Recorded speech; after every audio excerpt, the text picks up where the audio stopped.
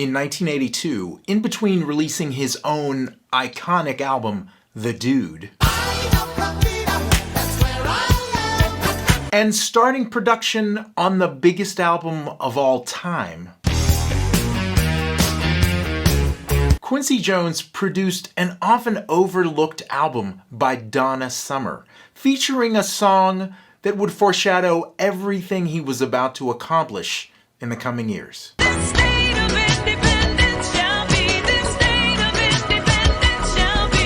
State of Independence was the second single from Donna Summer's 1982 self-titled album. And right away you can hear the ties that it has to the Thriller album, starting with the musicians on the track. Greg Phillinganes and David Paich on synthesizer, and Ndugu Chancellor on drums, and the great Louis Johnson on bass. Years later, Donna Summer would consider this album Quincy's more than her own, as she had very little input on it. The song itself was a cover of a John Anderson and Vangelis song released the previous year.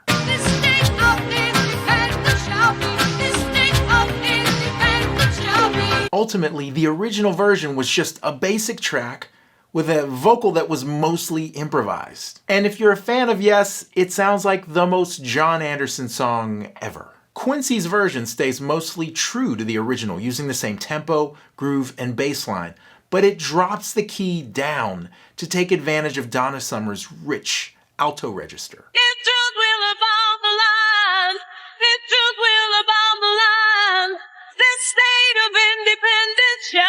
She really brings magic to the track, as does that three-headed bass line. The first two parts were sequenced, and they set up an ostinato.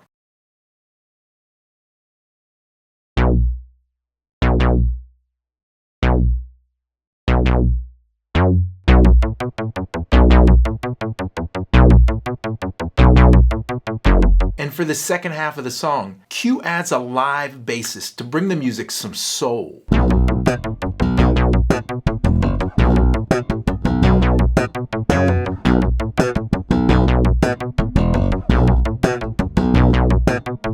This technique is all over the Thriller album. Now, in case you didn't know, there is some controversy surrounding this song and this bass line. In a now infamous interview with Vulture in 2018, Quincy Jones said, "I hate to get into this publicly, but Michael stole a lot of stuff. He stole a lot of songs. State of Independence and Billie Jean.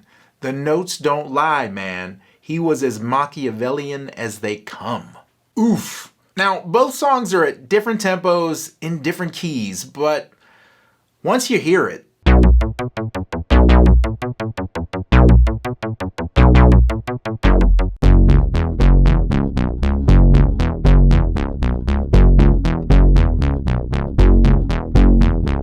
what do you think?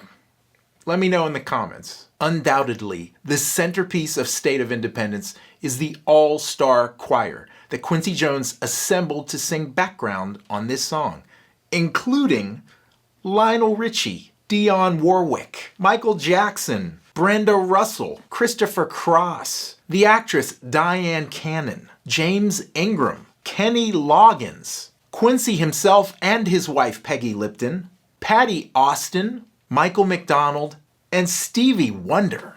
And let's not forget about the studio vocalist that sang on this song, Bill Champlin, who had just joined Chicago at this point, and Steve George and Richard Page, who would go on to form Mr. Mister.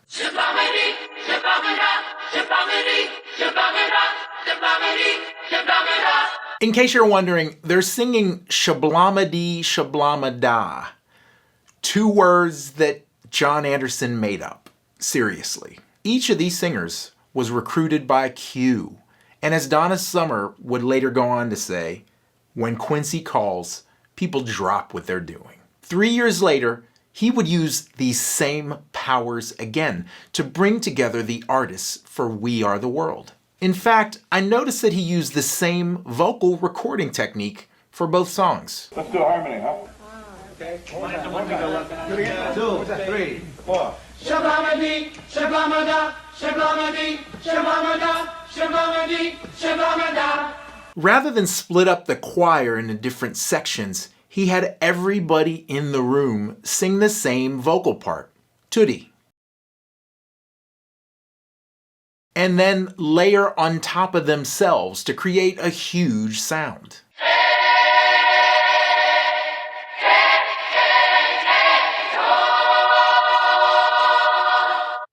State of Independence hit #1 in the Netherlands in 1982.